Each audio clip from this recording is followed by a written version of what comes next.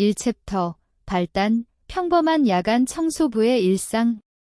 아버지가 검사였다고요? 법정 복도에 울려 퍼지는 딸의 떨리는 목소리. 하지만 그 순간까지 가려면 먼저 모든 것이 시작된 그날 밤의 이야기부터 들려드려야겠습니다. 새벽 2시. 한성그룹 본사 43층. 형광등 불빛만이 적막한 사무실을 비추고 있었습니다. 저는 언제나처럼 청소 카트를 밀고 복도를 천천히 걸었습니다. 바퀴가 돌아가는 소리만이 고요함을 깨뜨릴 뿐, 이 시간만큼은 세상이 제 것 같았습니다. 또 야근이네, 민철아. 스스로에게 중얼거리며 첫 번째 사무실 문을 열었습니다. 3년째 같은 루틴. 쓰레기통 비우고, 책상 닦고, 바닥 쓸고 닦기. 누군가에게는 한심해 보일지도 모를 일이지만 저에게는 소중한 생계 수단이었습니다. 책상 위에 놓인 서류들을 정리하다가 문득 시선이 멈췄습니다. 계약서 검토 의견서라는 제목의 문서였는데 그 내용을 보는 순간 가슴 한구석이 아려왔습니다. 법률 검토 완료. 위법 소지 없음 확인. 법률이라는 단어만 봐도 가슴이 답답해지는 건 왜일까요? 20년이 흘렀는데도 여전히 그 시절의 아픔이 가시지 않는 것 같았습니다. 아빠, 또 늦었어요. 현관문이 열리는 소리와 함께 들리는 수빈이의 목소리가 귓가에 맴돌았습니다. 어제 아침 일이었죠? 새벽 4시에 퇴근해서 집에 들어갔더니 사법고시 공부를 하던 딸이 저를 맞이했습니다. 미안하다. 수빈아. 일이 좀 늦어졌어. 아빠는 맨날 일만 하시네요. 정작 중요한 건 놓치면서. 딸의 차가운 시선이 아직도 선명합니다. 그 눈빛에는 실망과 안타까움이 동시에 담겨 있었어요. 아, 내가 이 아이에게는 어떤 아버지로 보이고 있을까? 평생 별다른 성취도 없이 살다가 지금은 남의 회사 청소나 하는 그런 아버지 말이에요. 수빈이가 친구들에게 아버지 직업을 물어볼 때마다 어떤 기분일지 생각만 해도 마음이 아팠습니다. 청소를 마치고 다음 사무실로 향하던 중 복도 끝에서 불빛이 새어나오는 것을 발견했습니다. 이 시간에 누가 있을 리가 없는데? 혹시 경비실에 신고해야 하나 싶어 조심스럽게 다가갔습니다. 그런데 그곳은 다름 아닌 김 회장 사무실이었습니다. 문틈으로 희미하게 들려오는 목소리에 저도 모르게 발걸음이 멈췄습니다. 20년 전 그 사건 완전히 매장됐다고 생각했는데, 회장님, 혹시 누군가 다시 건드리려 한다면 어떻게 하시겠습니까? 그럴 리는 없겠지만 혹시 모르니까 관련된 사람들 동향을 계속 체크해. 20년 전 그 사건. 심장이 갑자기 빨리 뛰기 시작했습니다. 설마 그 사건을 말하는 건 아니겠죠? 제 인생을 송두리째 바꿔놓은 바로 그 사건 말이에요. 잠깐, 진정해. 그냥 우연의 일치일 거야. 하지만 다음 순간 들린 대화는 저를 더욱 경악하게 만들었습니다. 박 검사, 그 자식이 사표 낸 게 정말 다행이었어. 만약 끝까지 파고들었다면 지금쯤 어디서 뭘 하고 있을까요? 그런 성격이면 아직도 어디선가 정의감에 불타고 있을 텐데. 박 검사. 그들이 말하는 게 설마. 손에 들고 있던 걸레가 바닥에 떨어졌습니다. 다행히 카페트 위여서 소리가 나지 않았지만 제 손은 이미 부들부들 떨고 있었습니다. 김 회장. 그 목소리가 분명히 김 회장의 목소리였습니다. 한성그룹의 김정호 회장. 제가 3년째 청소를 해주고 있는 바로 그 사람. 그리고 20년 전 저를 나락으로 떨어뜨린 바로 그 사건의 핵심 인물. 어떻게 이런 일이? 하필이면 제가 그의 회사에서 일하고 있다니? 그런데 회장님, 요즘 내부에서 이상한 움직임이 있다는 보고가 있었는데, 어떤 움직임? 누군가 예전 계약서들을 뒤지고 있다는 거예요? 특히 2003년 그 건설 계약 관련해서.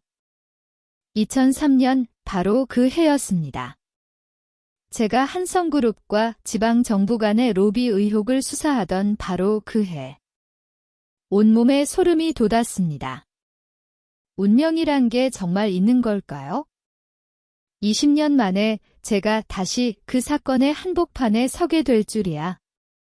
조용히 그 자리를 떠나 복도로 나왔지만 머릿속은 복잡했습니다. 이건 우연이야. 그냥 잊어버리자. 하지만 제 안에 또 다른 목소리가 속삭였습니다. 정말 우연일까? 어쩌면 이것은 기회가 아닐까? 청소를 마치고 집으로 돌아가는 지하철 안에서 저는 20년 전 그날을 떠올렸습니다. 상관들의 압력, 가족에 대한 협박, 그리고 결국 굴복할 수밖에 없었던 그 순간들. 그때는 수빈이를 지키는 것이 우선이었습니다.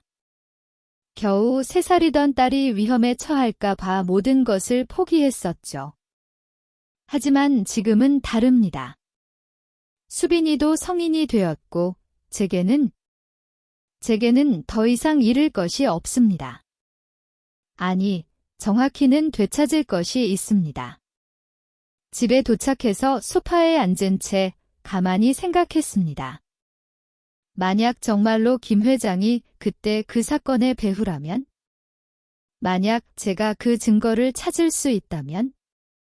거실 한쪽에 놓인 수빈이의 법학 교과서가 눈에 들어왔습니다. 형법총론, 형사소송법 같은 책들이 가지런히 정리되어 있었어요. 우리 딸은 훌륭한 법조인이 될 거야. 그리고 언젠가는 정의로운 세상을 만드는데 기여할 거고. 그런데 그 딸의 아버지는 불의 앞에서 도망친 겁쟁이라고 기억될 수는 없습니다.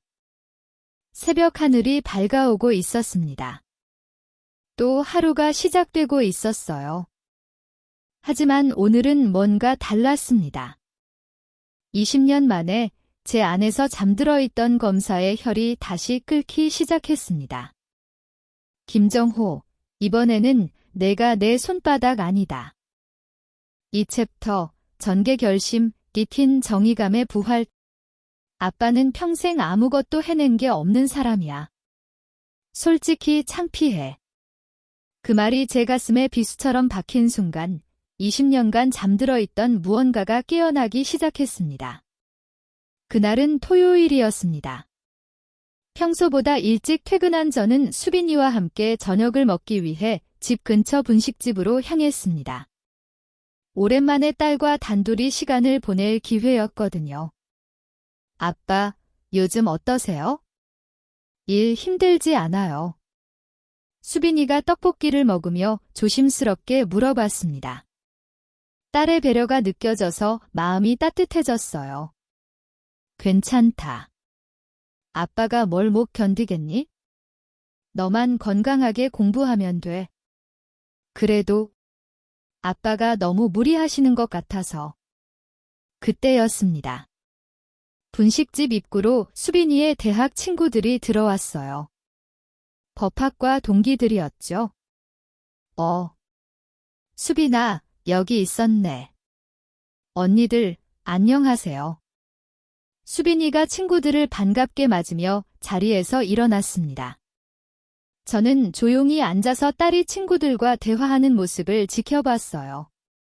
수빈아, 너희 아버지 직업이 뭐라고 했지? 그냥 회사 다니세요? 딸의 목소리가 작아지는 게 느껴졌습니다. 얘가 내 직업을 부끄러워하고 있구나. 어떤 회사?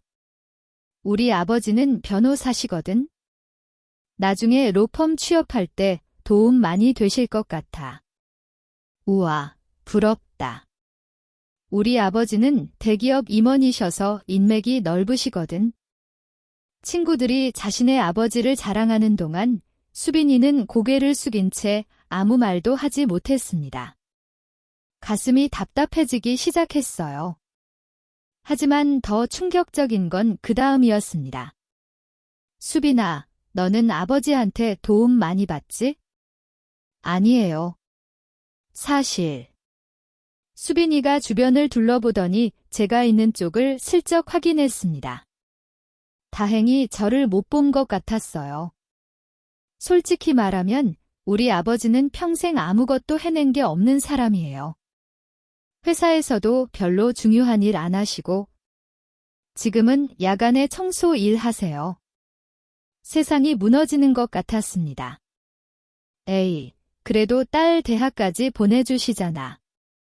그건 그렇지만 솔직히 창피해요. 친구들이 아버지 직업 물어볼 때마다 어떻게 대답해야 할지 모르겠어요.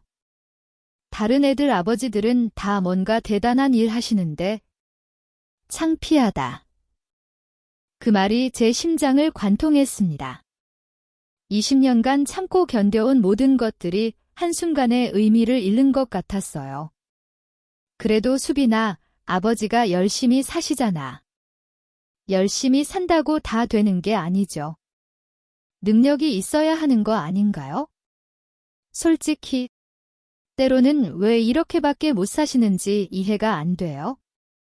더 이상 들을 수가 없었습니다. 저는 조용히 자리에서 일어나 분식집을 나왔습니다. 수빈이는 제가 나간 걸 눈치채지 못했어요. 집에 혼자 돌아와서 소파에 털썩 주저앉았습니다. 20년 동안 무엇을 위해 살아온 걸까? 딸을 지키기 위해서였습니다. 수빈이가 안전하게 자랄 수 있도록, 좋은 교육을 받을 수 있도록 모든 것을 포기했었죠. 검사라는 자리도, 명예도, 자존심도 다 버렸습니다. 그런데 그 딸이 저를 창피해한다니? 거실 책장에서 낡은 상자를 꺼냈습니다. 20년간 한 번도 열어보지 않았던 그 상자 안에는 과거 검사 시절의 물건들이 들어 있었어요. 검은 가죽 서류 가방, 변호사 배지, 그리고 마지막 사건의 수사 자료들. 손이 떨렸습니다. 이 모든 것들을 포기하고 평범한 아버지로 살겠다고 다짐했었는데 그때 휴대폰이 울렸습니다. 수빈이에게서 온 메시지였어요. 아빠, 친구들이랑 있다가 늦을 것 같아요. 먼저 주무세요. 딸은 제가 그 말을 들었다는 걸 모르고 있었습니다. 메시지를 보고 있는데 문득 어젯밤 김 회장 사무실에서 들은 대화가 떠올랐습니다. 박 검사, 그 자식이 사표 낸 게 정말 다행이었어. 김정호. 바로 그놈이었습니다. 20년 전 저를 협박해서 사표를 내게 만든 장본인? 그놈 때문에 저는 모든 걸 잃었고 결국 딸에게까지 부끄러운 아버지가 되었습니다. 아니다. 이대로는 안 된다. 상자에서 옛날 수사 파일을 꺼냈습니다. 비록 20년이 지났지만 그때의 기억은 여전히 선명했어요. 한성그룹과 지방정부 간의 로비 의혹, 수십억 원의 비자금 조성, 그리고 그 모든 것의 중심에 있던 김정호. 당시에는 증거가 부족했습니다. 그리고 가족에 대한 협박 때문에 더 이상 파고들 수 없었어요. 하지만 지금은 다릅니다. 저는 그의 회사 내부에 있습니다. 청소부라는 완벽한 위장막 뒤에서 그 누구도 의심하지 않을 신분으로 말이에요. 더군다나 어제 밤 대화를 들어보니 아직도 관련 증거들이 회사에 남아있는 것 같았습니다. 거울 앞에 서서 제 모습을 바라봤습니다. 구부정한 어깨, 주름진 얼굴, 초라한 행색. 20년 동안 이런 모습으로 살아왔구나. 하지만 이 얼굴 뒤에는 아직도 검사 박민철이 살아있습니다. 정의를 포기하지 않았던 그 사람이 말이에요. 김정호, 이번에는 끝까지 간다. 거울 속에 제 눈빛이 달라지는 걸 느꼈습니다. 20년 만에 다시 타오르는 정의감이었어요. 다음 날 일요일, 저는 도서관으로 향했습니다. 본격적인 준비를 하기 위해서였죠. 최근 법령 변화, 수사 기법의 발전, 그리고 무엇보다 한성그룹의 최근 동향을 파악해야 했습니다. 도서관에서 인터넷 검색을 하던 중 놀라운 사실을 발견했습니다. 김정호가 최근 몇 년간 여러 건의 비리 의혹에 연루되었지만 매번 증거 불충분으로 무혐의 처분을 받았다는 것이었어요. 이놈, 아직도 썩은 일을 하고 있구나. 그리고 더 흥미로운 건 최근에도 정부 발주 사업과 관련해서 수상한 움직임이 있다는 기사들이었습니다. 패턴이 똑같았어요. 20년 전과 전혀 달라진 게 없습니다. 그날 밤, 저는 오랜만에 펜을 들고 수사 계획을 세우기 시작했습니다. 1단계, 회사 내부 정보 수집. 2단계, 관련 증거 확보. 3단계, 외부 협력자 확보. 4단계, 결정적 증거 포착. 5단계, 고발 및 수사 의뢰. 마치 20년 전으로 돌아간 것 같았습니다. 하지만 이번에는 다릅니다. 이번에는 절대 포기하지 않을 거예요. 수빈이가 늦게 들어왔습니다. 아빠, 아직 안 주무셨어요? 응, 조금 할 일이 있어서. 딸이 제 책상을 보더니 의아한 표정을 지었습니다. 법률 서적은 왜? 아, 그냥 궁금해서 좀 찾아보고 있었어.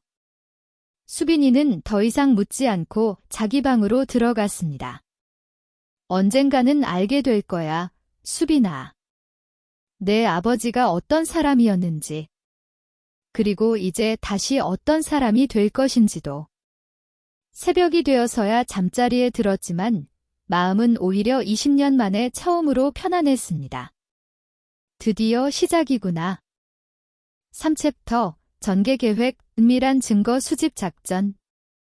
이상하네. 청소부 아저씨가 왜 이렇게 꼼꼼히 청소하지? 김 회장의 비서가 중얼거리는 소리를 들으며 저는 속으로 씩 웃었습니다. 알면 깜짝 놀랄 텐데. 월요일 밤 10시. 본격적인 작전이 시작됐습니다. 지난 3년간 기계적으로 반복했던 청소 업무가 이제는 완전히 다른 의미를 갖게 되었어요.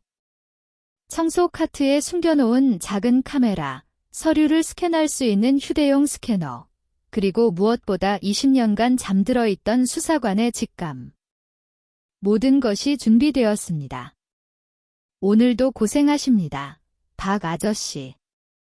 경비실을 지나가며 경비원이 인사했습니다. 3년째 같은 인사였지만 오늘은 왠지 더 각별하게 들렸어요. 그래, 너희들은 아직 모르지. 내가 누구인지. 첫 번째 목표는 김 회장 사무실 옆에 있는 기획실이었습니다. 어제 도서관에서 조사한 바로는 이곳에서 주요 사업 계약을 검토한다고 했거든요. 문을 열고 들어가니 익숙한 냄새가 났습니다. 서류와 잉크 냄새. 20년 전 검찰청에서 맡았던 바로 그 냄새였어요. 책상 위에 놓인 서류들을 하나씩 살펴보기 시작했습니다. 평소라면 그냥 정리만 하고 지나갔을 텐데 이제는 다릅니다. 신도시 개발 사업 계약서 검토본. 심장이 뛰기 시작했어요. 바로 이거였습니다. 20년 전 사건과 똑같은 패턴이었거든요. 계약 금액 5천억 원, 수주업체는 한성건설, 김 회장의 계열사였습니다. 그리고 계약 조건들을 보니 명백히 특혜성 조항들이 즐비했어요. 이놈, 아직도 이런 짓을 하고 있구나. 휴대용 스캐너를 꺼내 재빨리 서류를 복사했습니다. 20년 전에는 이런 장비가 없어서 손으로 일일이 필사해야 했는데 기술이 참 발달했네요. 다음은 회계팀 사무실이었습니다. 진짜 증거는 여기 있을 거예요. 계약서는 겉모습일 뿐 실제 돈의 흐름을 따라가야 진실을 찾을 수 있습니다. 회계팀장 책상 서랍을 조심스럽게 열어봤습니다. 잠깐, 이건 불법 아닌가? 순간 망설여졌지만 곧 마음을 다잡았습니다. 더 큰 불법을 막기 위해서는 어쩔 수 없는 일이에요. 20년 전에도 이런 딜레마가 있었죠. 서랍 깊숙한 곳에서 USB를 발견했습니다. 기밀이라고 적힌 라벨이 붙어 있었어요. 이거구나. 컴퓨터를 켜고 USB를 삽입했습니다. 비밀번호가 걸려 있었지만 다행히 회계팀장이 메모지에 적어놓은 걸 발견할 수 있었어요. 정말 허술하네. 20년 전이나 지금이나 이런 건 똑같구나. 파일을 열어보니 입이 딱 벌어졌습니다. 특별계정 입출금 내역. 수십억 원 단위의 돈이 컨설팅 비용, 자문료 같은 명목으로 여러 계좌로 흘러들어갔어요. 그리고 그 계좌 명의들을 보니 전부 정치인들과 공무원들 이름이었습니다. 바로 이거다. 손이 떨릴 정도로 흥분됐지만 침착하게 파일을 복사했습니다. 이런 순간에는 냉정해야 해요. 감정에 휩쓸리면 실수하거든요. 복사가 끝나고 나서 모든 흔적을 지웠습니다. 컴퓨터를 원래대로 돌려놓고 USB도 제자리에 두었어요. 마치 아무 일도 없었던 것처럼. 3시간 동안 5개 부서를 돌면서 핵심적인 자료들을 확보했습니다. 계약서, 회계장부, 내부 메모, 심지어 임원들 간의 대화를 녹음한 파일까지. 김정호, 내가 이렇게 많은 증거를 남겨둘 줄은 몰랐겠지? 새벽 4시, 청소를 마치고 집으로 돌아가는 길에 편의점에 들렀습니다. 평상시에는 그냥 지나갔을 텐데 오늘은 맥주 한 캔이 마시고 싶었어요. 20년 만에 느끼는 성취감이었습니다. 집에 도착해서 수집한 자료들을 정리하기 시작했습니다. 검사 시절 습관대로 사건별, 시기별로 분류하고 관련성을 분석했어요. 점점 큰 그림이 보이기 시작했습니다. 김정호는 20년 전과 똑같은 방식으로 비리를 저지르고 있었어요. 정치인들에게 로비를 하고 공무원들을 매수해서 특혜를 받는 구조였죠. 하지만 이번에는 규모가 훨씬 컸습니다. 20년 전에는 수십억이었는데 지금은 수천억 단위였어요. 이 정도면 충분히 기소할 수 있겠어. 그런데 문제가 있었습니다. 아무리 증거가 확실해도 제가 직접 고발하기에는 신분상 제약이 있었어요. 청소부가 이런 기밀 정보를 어떻게 알았느냐는 의문이 제기될 테니까요. 다른 방법이 필요했습니다. 다음 날 저녁, 수빈이가 늦게 들어왔습니다. 아빠, 오늘 좀 이상한 일이 있었어요. 무슨 일? 법학과 교수님이 그러시는데 요즘 대기업 로비 사건들이 다시 주목받고 있다더라고요.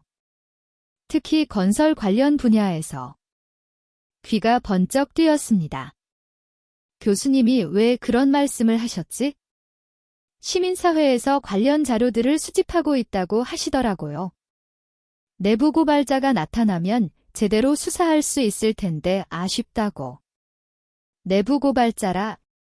그때 번뜩 아이디어가 떠올랐습니다. 수빈아, 혹시 그 교수님하고 가깝지? 네, 제가 교수님 조교를 하고 있거든요. 왜요? 그냥 궁금해서.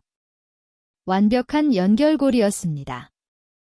수빈이의 교수를 통해서라면 자연스럽게 정보를 전달할 수 있을 거예요. 그날 밤, 저는 신중하게 계획을 세웠습니다. 직접 나서지 않고도 김정호를 처벌할 수 있는 방법을 찾은 것 같았어요. 하지만 작전을 진행하던 중 예상치 못한 일이 벌어졌습니다. 목요일 밤, 평소처럼 김 회장 사무실 근처에서 청소를 하고 있는데 갑자기 불이 켜졌어요. 이 시간에 누가 재빨리 복도 구석으로 몸을 숨겼습니다. 김 회장이 누군가와 함께 들어오고 있었어요. 최근 들어서 뭔가 이상하다는 보고가 계속 올라오고 있어요. 어떤 면에서 누군가 우리 내부 정보에 관심을 갖고 있는 것 같다는 거예요.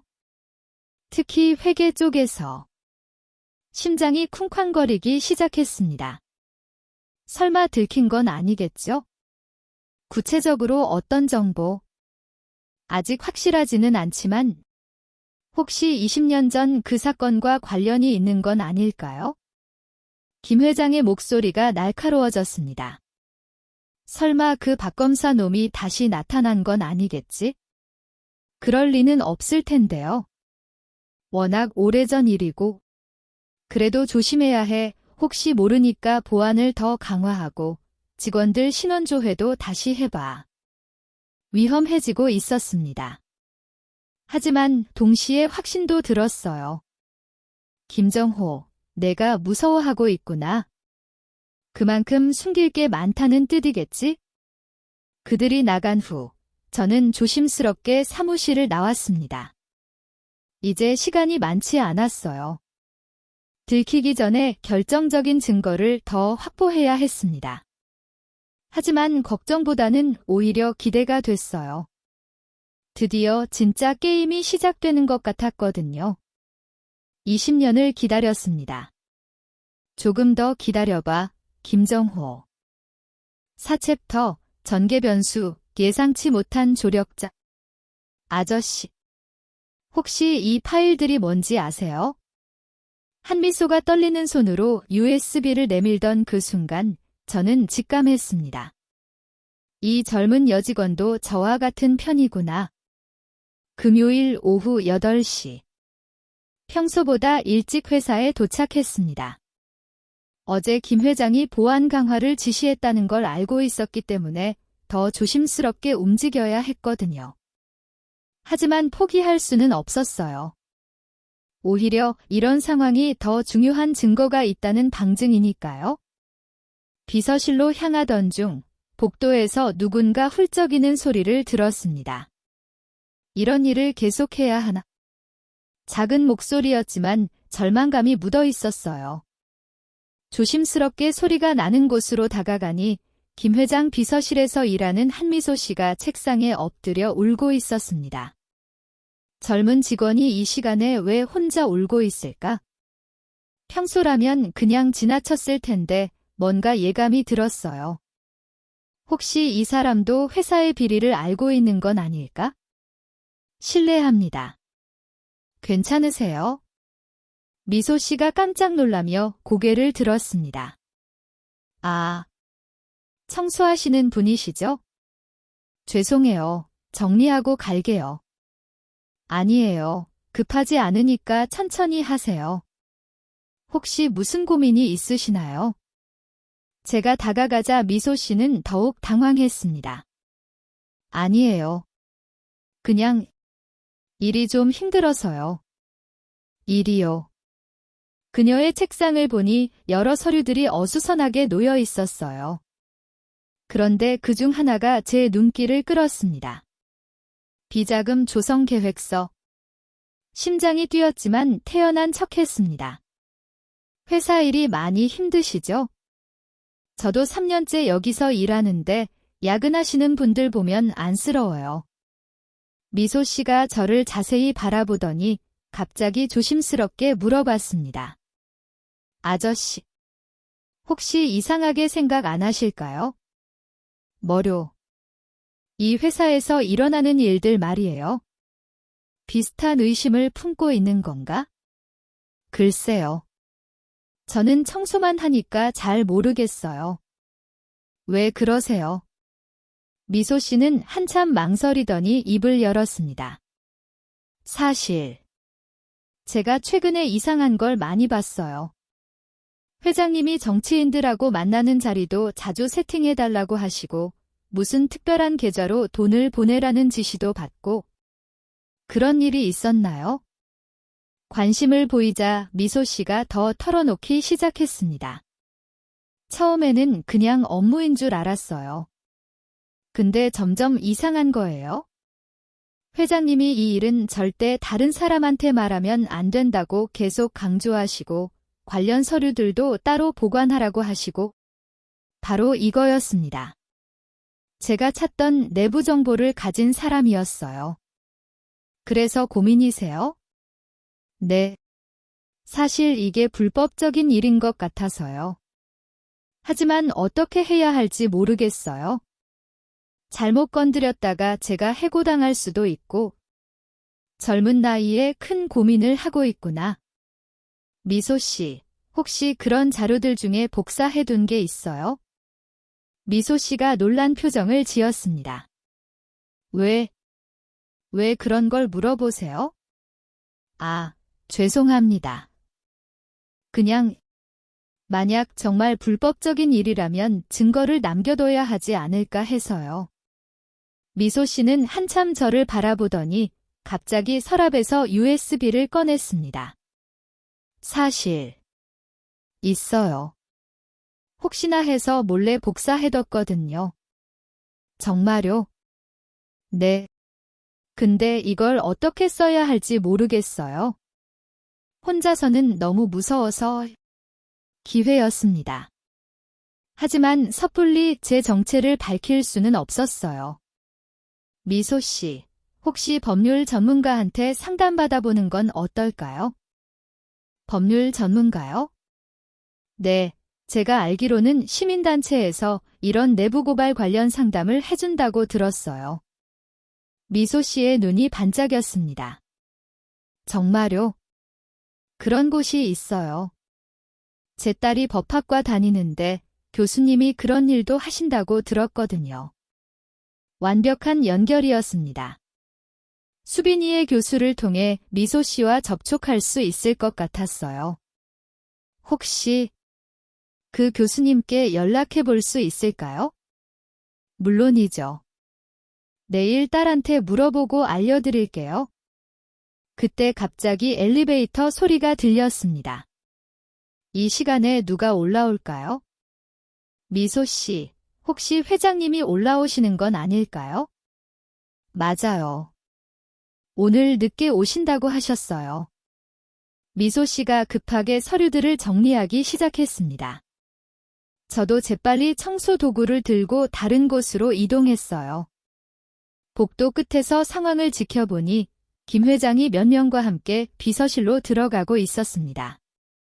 미소야, 오늘도 늦게까지 고생이 많구나. 네, 회장님. 내일 회의 자료 정리하고 있었어요. 그래, 수고해. 그런데 최근에 뭔가 이상한 일은 없었지? 김 회장의 목소리가 예사롭지 않았어요. 이상한 일이요? 응. 누군가 우리 자료에 관심을 갖고 있다는 보고가 있어서 말이야. 특히 기밀 서류 쪽에.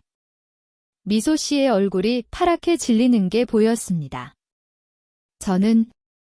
저는 잘 모르겠는데요. 그래. 그럼 됐어.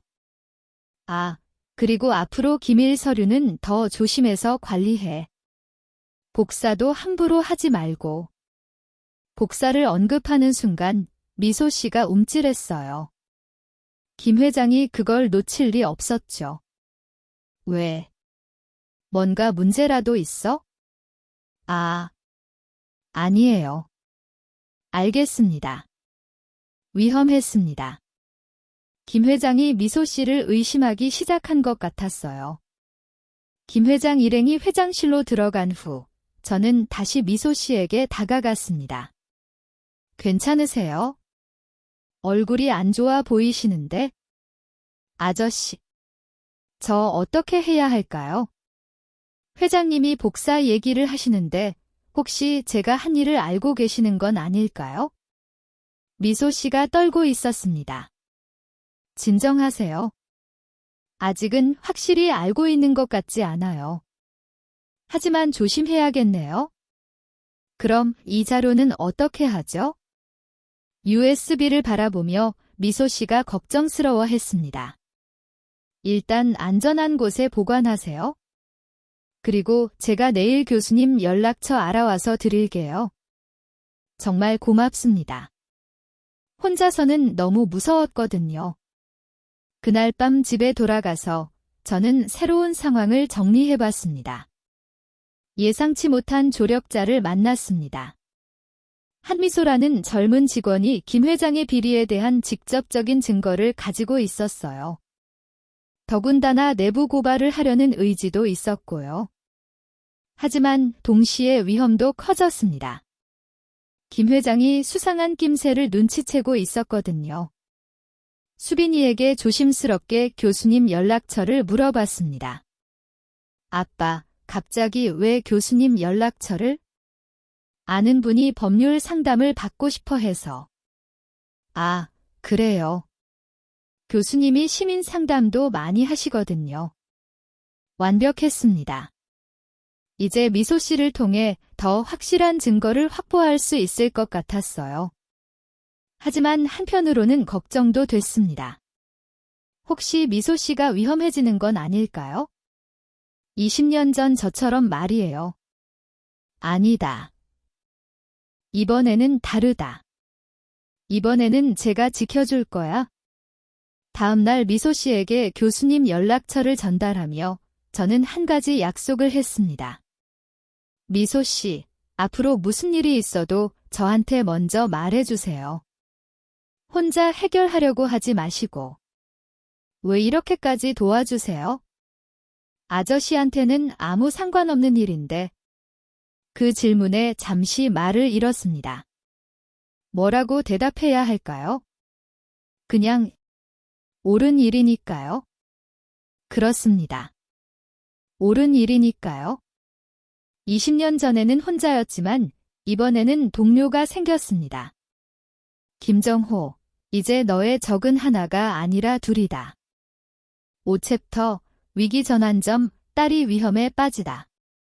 아빠. 누군가 저를 미행하고 있는 것 같아요. 수빈이의 떨리는 목소리를 들은 순간 20년 전의 악몽이 되살아났습니다. 이번에는 절대 놓칠 수 없습니다. 화요일 저녁 7시. 평소처럼 집에서 쉬고 있는데 수빈이가 급하게 들어왔습니다. 얼굴이 창백했어요. 뭔가 큰일이 생긴 것 같았습니다. 수빈아, 무슨 일이야? 얼굴이 왜 이래? 아빠. 이상한 일이 계속 일어나고 있어요. 수빈이가 소파에 털썩 앉으며 말했습니다. 어떤 일? 3일 전부터요. 누군가 저를 따라다니고 있는 것 같아요. 처음에는 착각인 줄 알았는데 심장이 쿵쾅거리기 시작했습니다. 설마 김 회장이 수빈이까지? 확실해? 네. 어제는 도서관에서 공부하고 나오는데 같은 사람이 입구에서 기다리고 있었어요. 그리고 오늘은 학교에서 집까지 계속 뒤따라왔어요. 손이 떨렸지만 침착하려고 노력했습니다. 어떤 사람이었어? 정장 입은 아저씨 둘이었어요. 나이는 40대 정도? 계속 제 뒤에서 거리를 두고 따라오더라고요. 20년 전과 똑같았습니다. 그때도 이런 식으로 시작됐었어요. 왜 하필 수빈이를? 갑자기 머릿속이 복잡해졌습니다. 혹시 제가 회사에서 한 일들이 들킨 건 아닐까요? 아니면 미소 씨와의 접촉이 발각된 건? 수빈아, 혹시 최근에 특별한 일 없었어? 새로운 사람을 만났다거나 뭔가 다른 일을 했다건? 글쎄요. 아, 그런데 교수님이 며칠 전에 이상한 전화를 받으셨어요. 귀가 번쩍 뜨였습니다. 무슨 전화? 어떤 회사에서 전화가 왔는데 제가 법학과에서 뭘 공부하고 있는지, 어떤 활동을 하는지 물어봤다고 하시더라고요. 회사가 어디?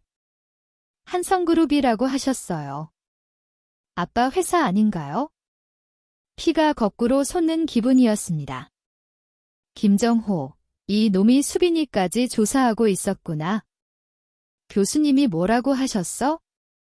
이상하다고 하시면서 왜 갑자기 학생 신상을 묻느냐고 따졌대요. 그랬더니 그냥 끊어버렸다고. 완전히 들킨 거였습니다. 제가 미소 씨에게 수빈이 교수 이야기를 한 게 화근이었어요. 바보 같았습니다. 너무 성급했어요. 수빈아, 당분간 혼자 다니지 마. 친구들이랑 같이 다니고. 왜요? 무슨 일이에요? 그냥 요즘 세상이 무서우니까. 하지만 수빈이는 제 반응이 이상하다는 걸 눈치채고 있었어요.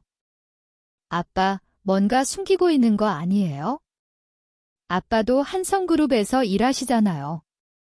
혹시 관련이 있는 건가요? 어떻게 대답해야 할까요? 진실을 말할 수도 없고 그렇다고 거짓말을 할 수도 없었어요. 그때 수빈이의 휴대폰이 울렸습니다. 여보세요? 누구세요? 수빈이의 표정이 굳어졌습니다. 뭐라고요? 전화기를 빼앗아 들었습니다. 누구야? 하지만 이미 끊어진 후였어요. 뭐라고 했어? 그 사람이 제가 공부하는 내용에 대해서 계속 물어보더라고요. 어떤 교수님한테 배우는지, 무슨 연구를 하는지. 또 아빠를 조심하라고. 아빠가 위험한 일을 하고 있다고. 머리가 띵해졌습니다. 경고였습니다. 김 회장 쪽에서 보내는 명확한 경고. 더 이상 수수관관할 수는 없었어요. 수빈아, 며칠 동안 할머니 댁에 가 있어. 왜요? 갑자기 무슨? 지금 당장 짐 싸의 설명은 나중에 할게. 수빈이가 당황했지만 제 표정이 너무 심각해서 더 이상 묻지 않고 짐을 싸기 시작했어요. 수빈이를 할머니 댁에 데려다 드린 후 저는 곧바로 회사로 향했습니다. 이제 더 이상 숨어서 할 게 아니었어요. 직접 맞서야 했습니다. 밤 11시 회사에 도착했습니다. 평소보다 2시간 일찍 왔지만 오늘만큼은 예외였어요. 곧바로 김 회장 사무실로 향했습니다. 다행히 불이 켜져 있었어요. 김 회장이 늦게까지 일하고 있는 모양이었습니다. 문 앞에서 잠시 망설였습니다. 이렇게 들어가면 모든 게 끝날 수도 있어. 하지만 수빈이를 지키기 위해서는 어쩔 수 없어. 노크를 했습니다. 들어오세요. 문을 열고 들어가니 김 회장이 놀란 표정을 지었습니다. 청소부 아저씨. 이 시간에 웬일이세요? 평상시에 친근한 톤이었지만 눈빛은 예사롭지 않았어요. 회장님, 할 말이 있어서 왔습니다. 김 회장의 표정이 서서히 변했습니다. 할 말요? 청소부가 회장한테 무슨 할 말이? 제 딸을 건드리지 마세요. 김 회장이 의자에서 일어났습니다. 딸이라고요? 뭔 소리를 하시는 거죠? 강수빈. 한성대 법학과 4학년. 오늘 당신 사람들이 미행했죠? 김 회장의 얼굴이 완전히 굳어졌습니다. 당신이? 누구죠? 더 이상 숨길 이유가 없었습니다. 박민철. 서울중앙지검 형사 3부 출신입니다. 김 회장이 뒤로 물러섰습니다. 박민철. 설마 그 박 검사? 20년 만이네요, 김 회장. 김 회장의 얼굴이 하얗게 질렸습니다.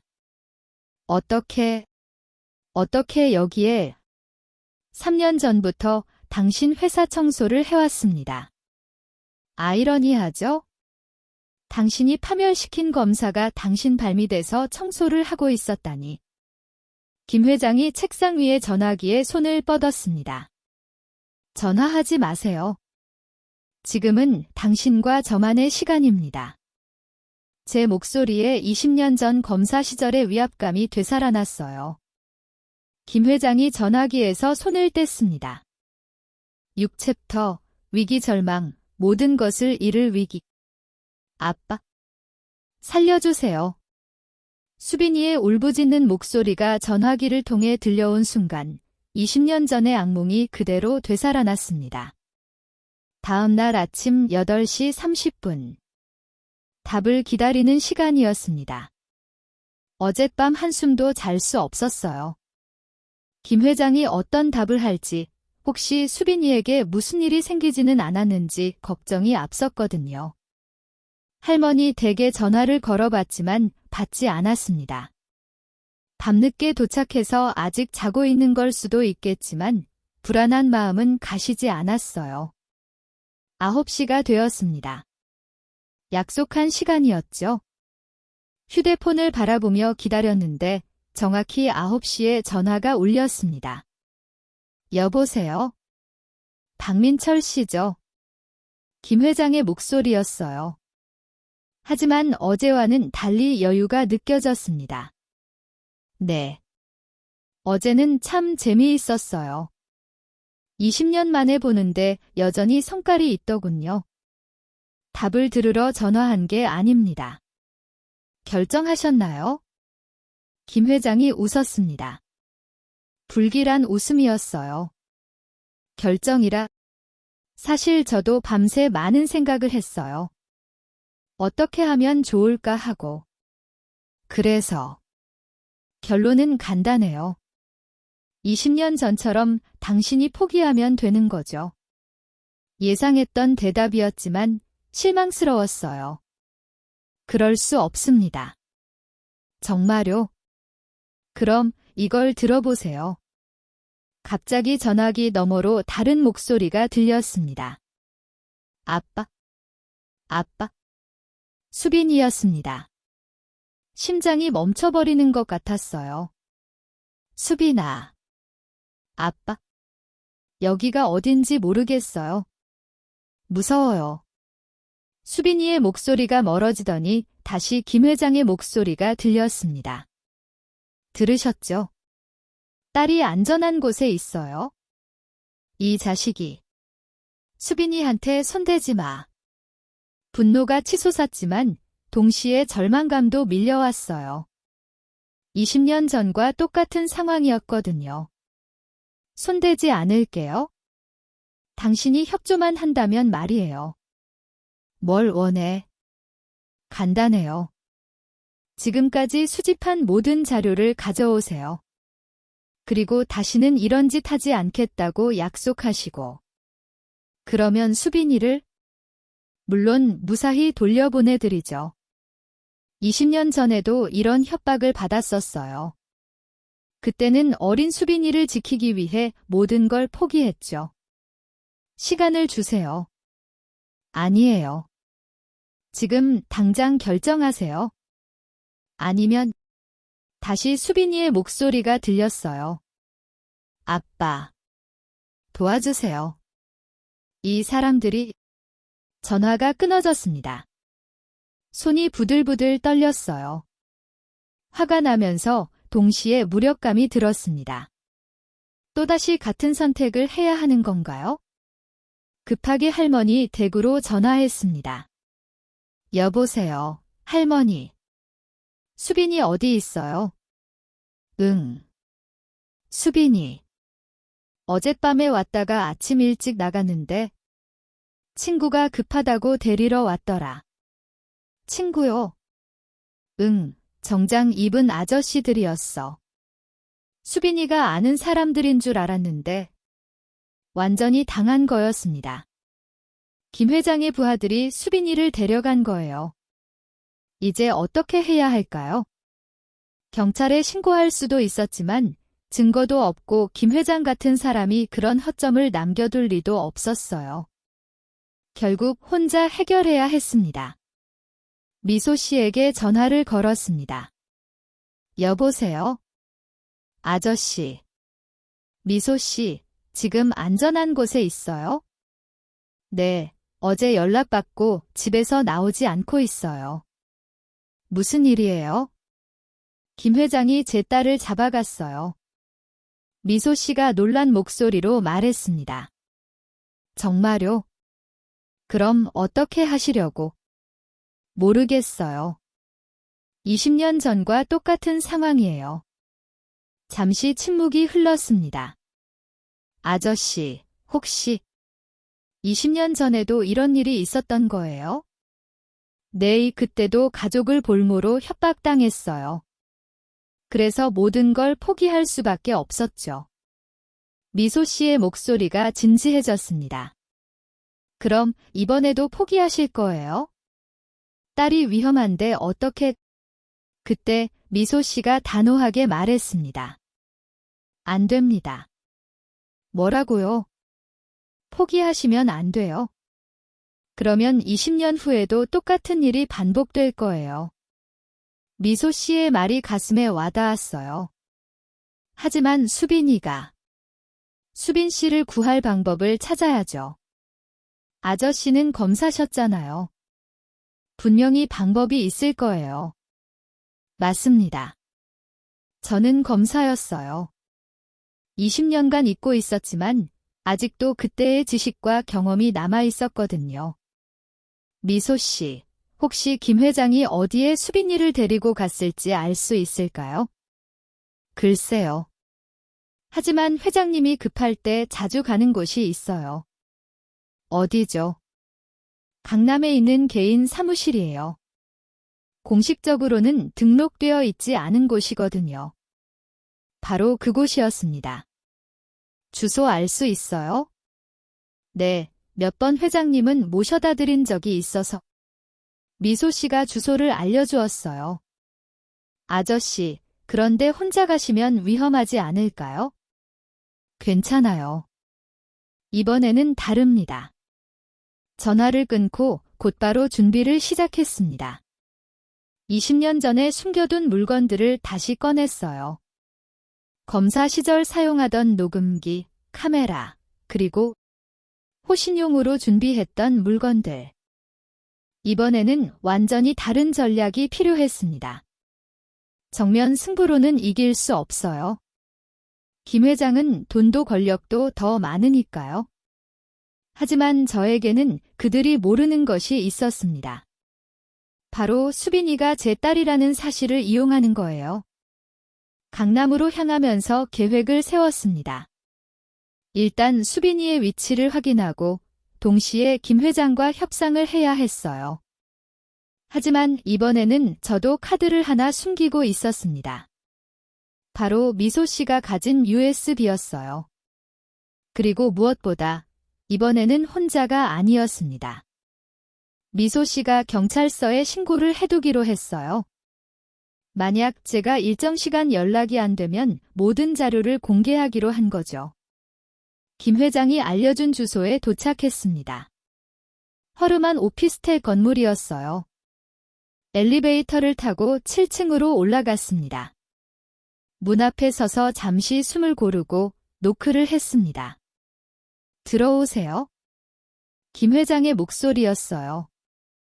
문을 열고 들어가니 김 회장이 여유롭게 앉아 있었고 그 옆에는 어제 봤던 부하 2명이 서 있었습니다. 그리고 구석에 수빈이가 의자에 앉아 있었어요. 수빈아. 달려가려고 했지만 부하들이 막아섰습니다. 아빠. 수빈이의 목소리가 떨리고 있었어요.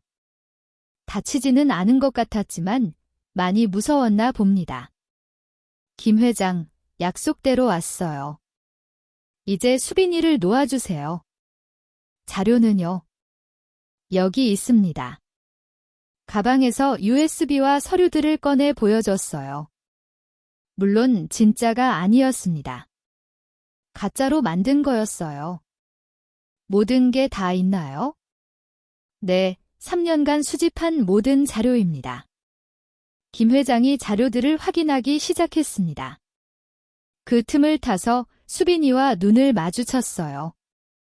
안심하라는 뜻으로 고개를 끄덕였습니다. 좋아요.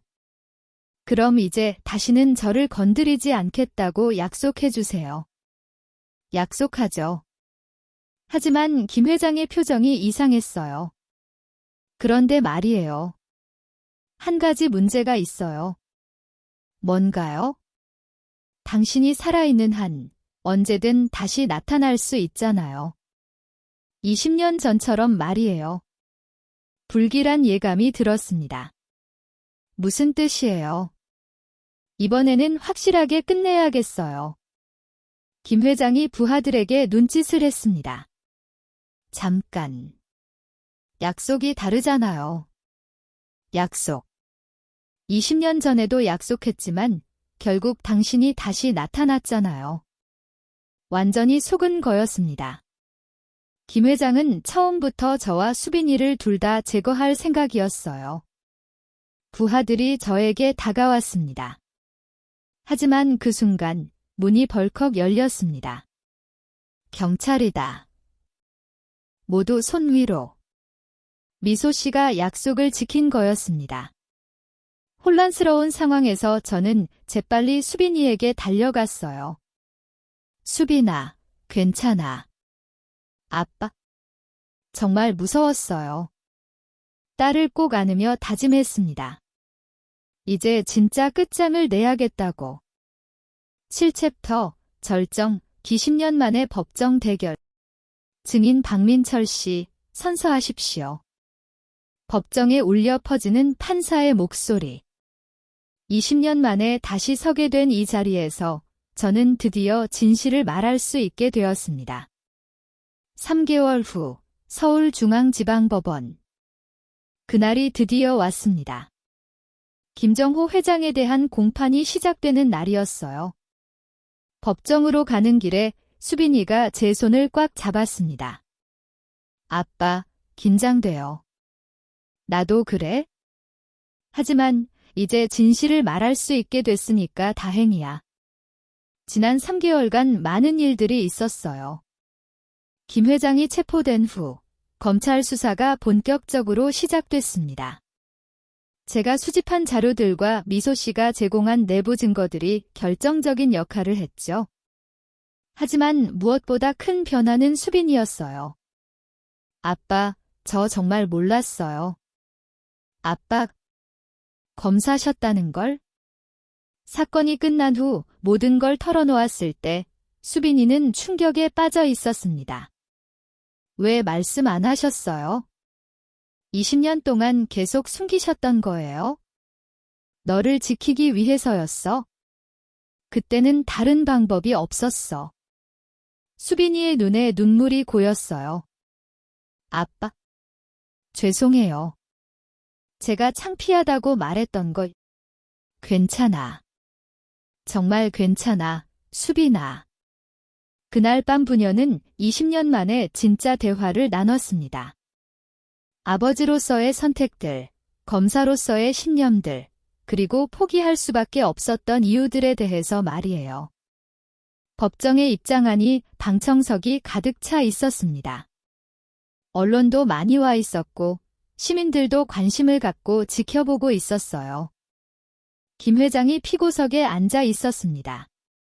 3개월 전의 여유로운 모습은 온데간데없고 초라한 모습이었어요.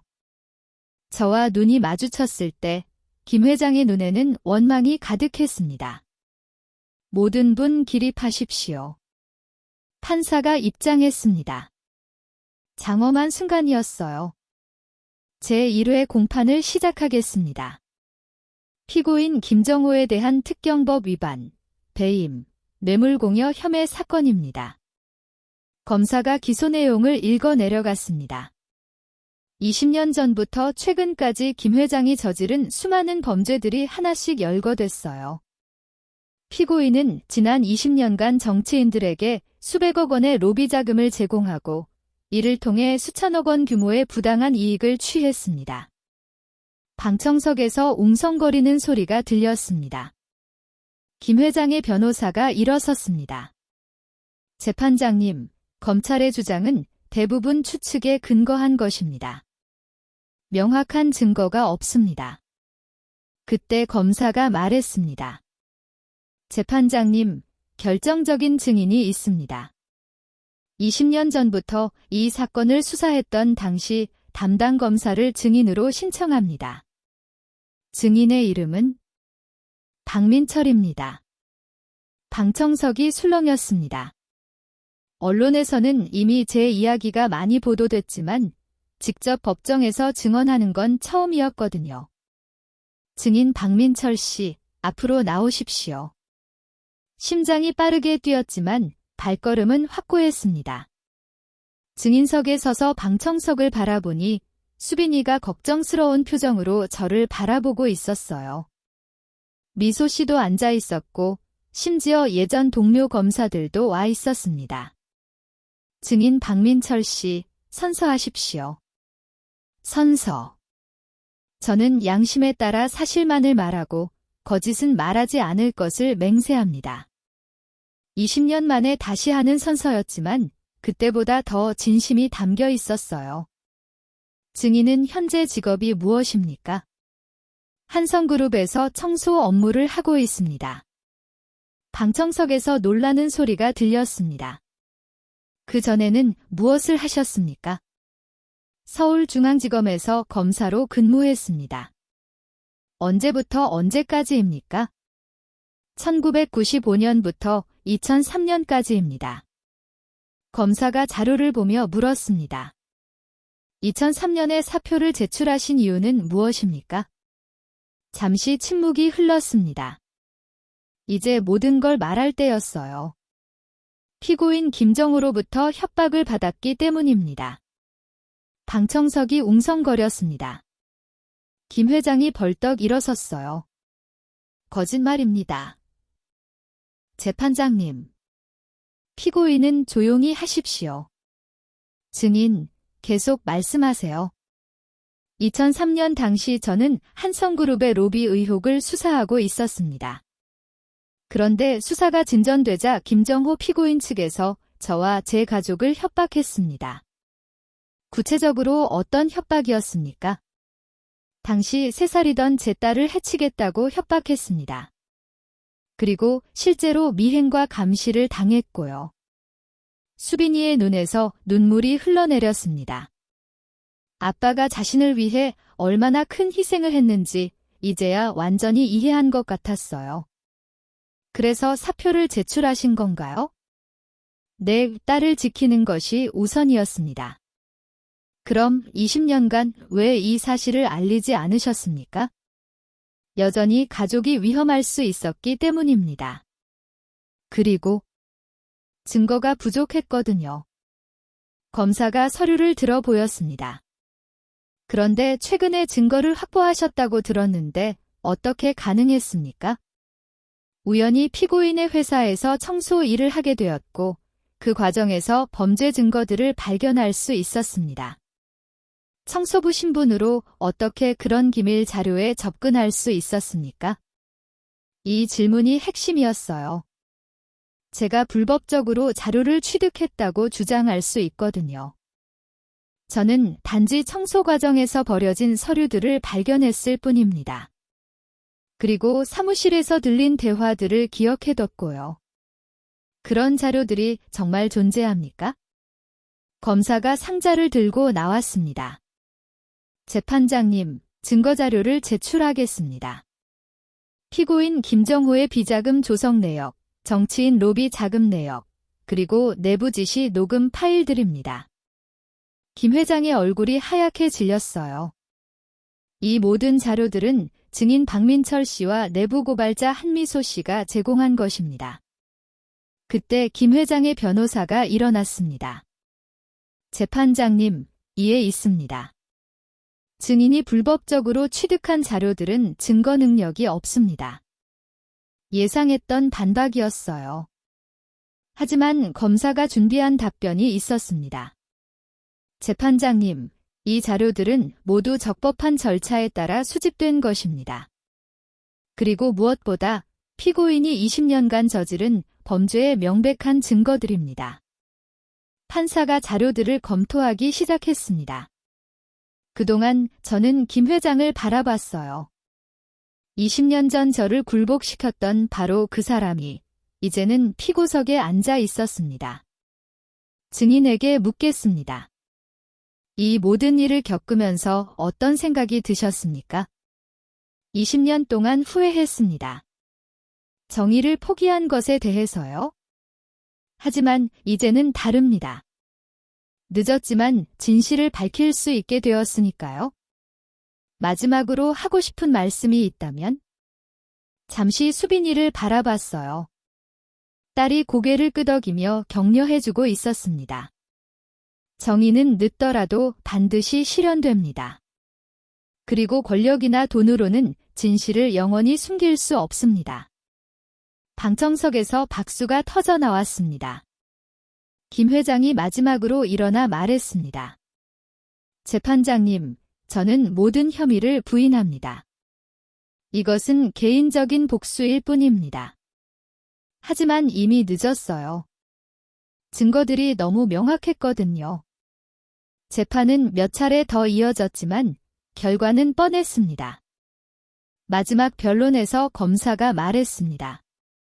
피고인 김정호는 20년간 권력과 부를 이용해 법과 정의를 농락했습니다. 이제 그 대가를 치러야 할 시간입니다.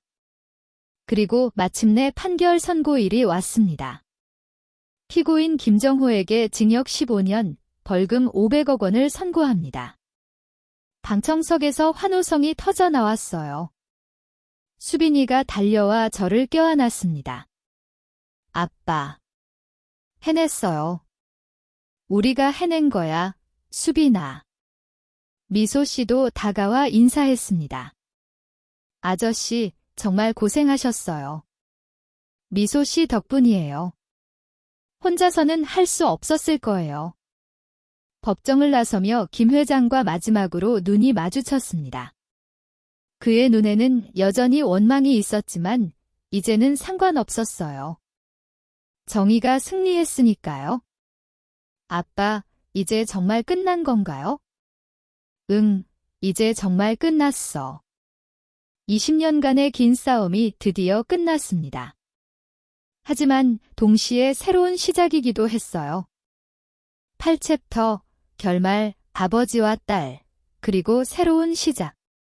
박민철 변호사님, 의뢰인이 오셨습니다. 1년 후, 제 이름이 적힌 새로운 사무실 문패를 보며 감회가 새로웠습니다.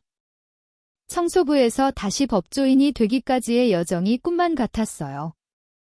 2024년 12월, 서울 강남구.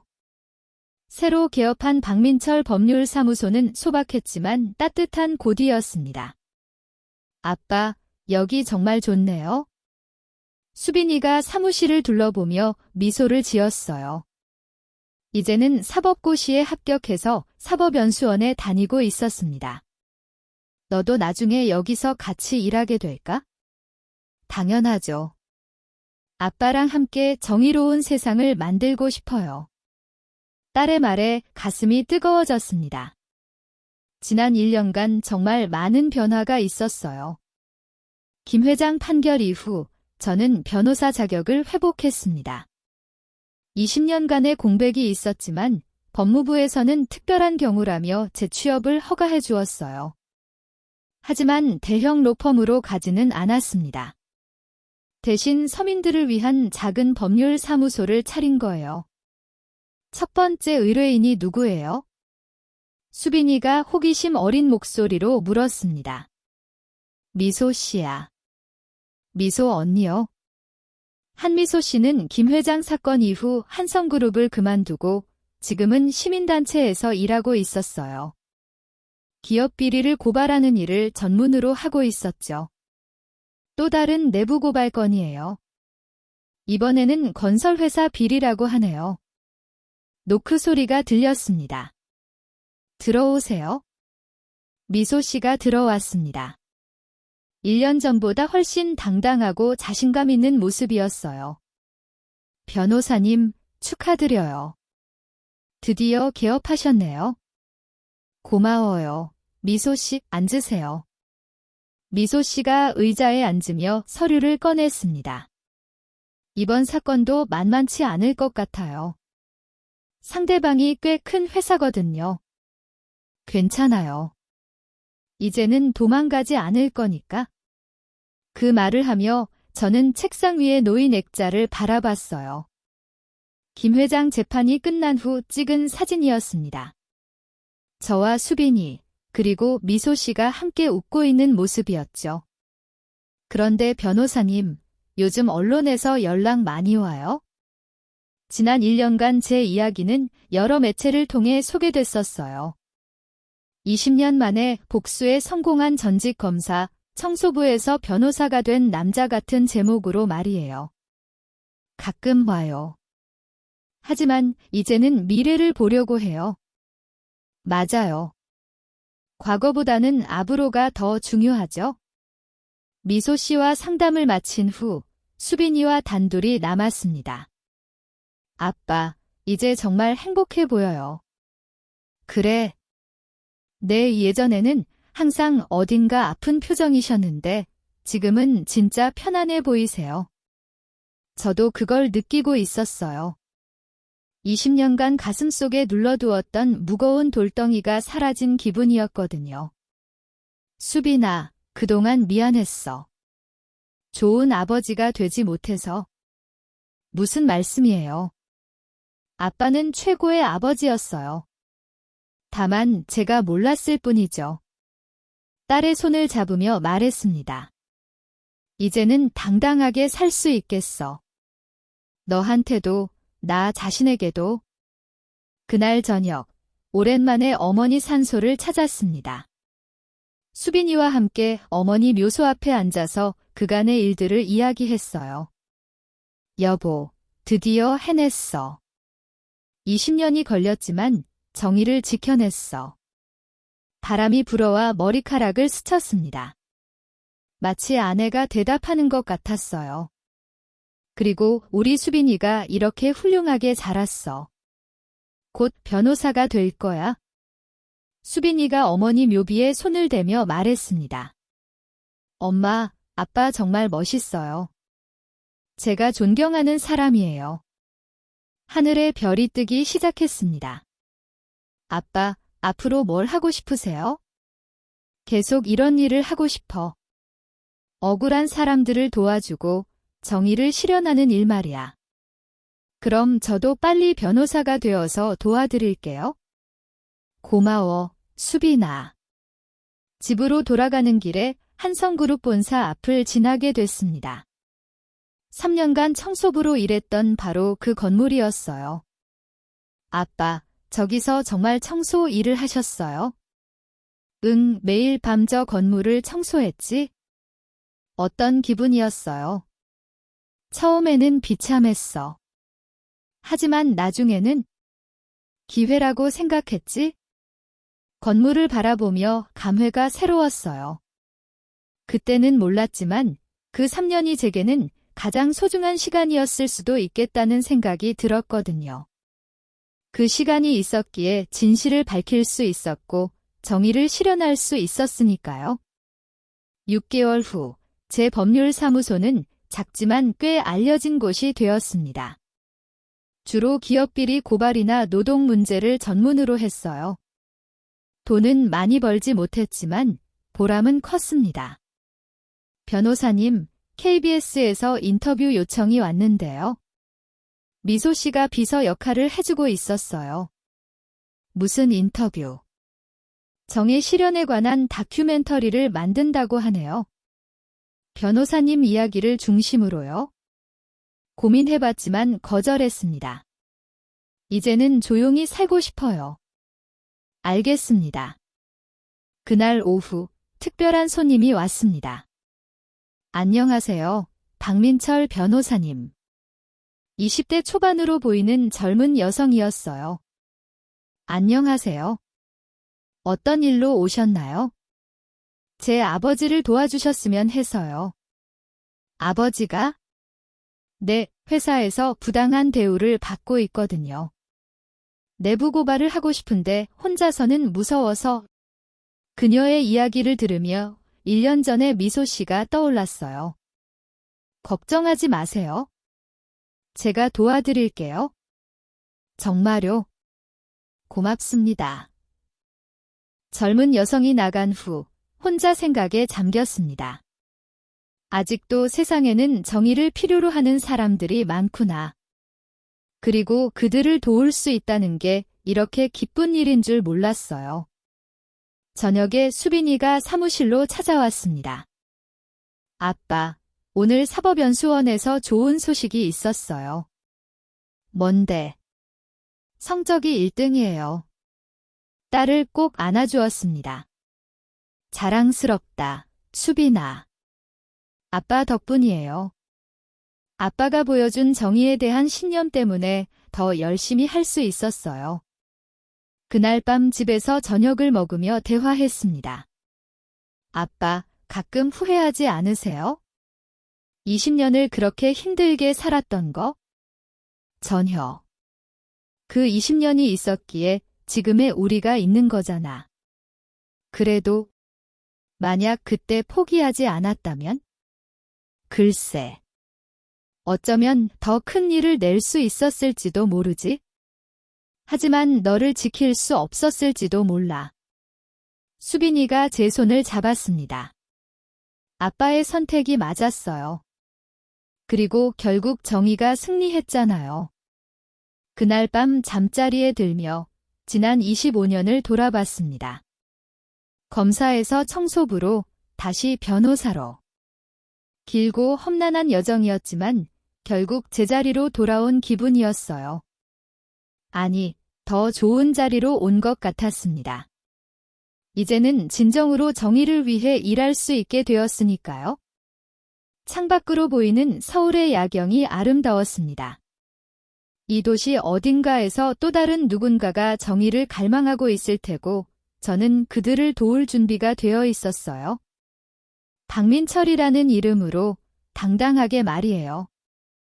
6개월 후 수빈이의 변호사 임명식 날. 축하해, 수빈아. 딸이 변호사복을 입고 선서를 하는 모습을 보며 눈물이 났습니다. 아빠, 이제 정말 함께 일할 수 있겠네요. 그날 저녁 축하 파티에서 미소 씨가 건배 제안을 했습니다. 정의를 실현하는 우리 모두를 위해 건배. 세 사람이 잔을 부딪혔습니다. 그 순간 문득 20년 전 검사 시절에 제가 떠올랐어요. 그때의 저에게 말해주고 싶었습니다.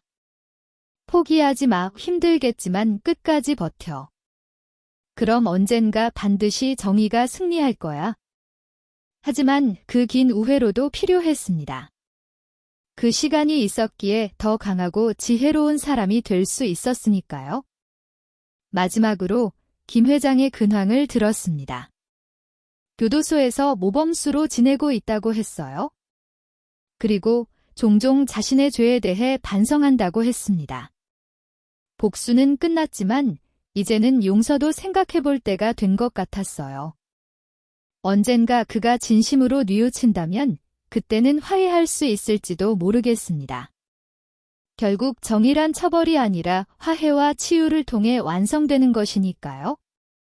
새로운 하루가 시작되었습니다. 오늘도 제 사무실에는 도움이 필요한 사람들이 찾아올 것이고 저는 그들과 함께 정의로운 세상을 만들어 갈 것입니다. 박민철이라는 이름으로 당당하게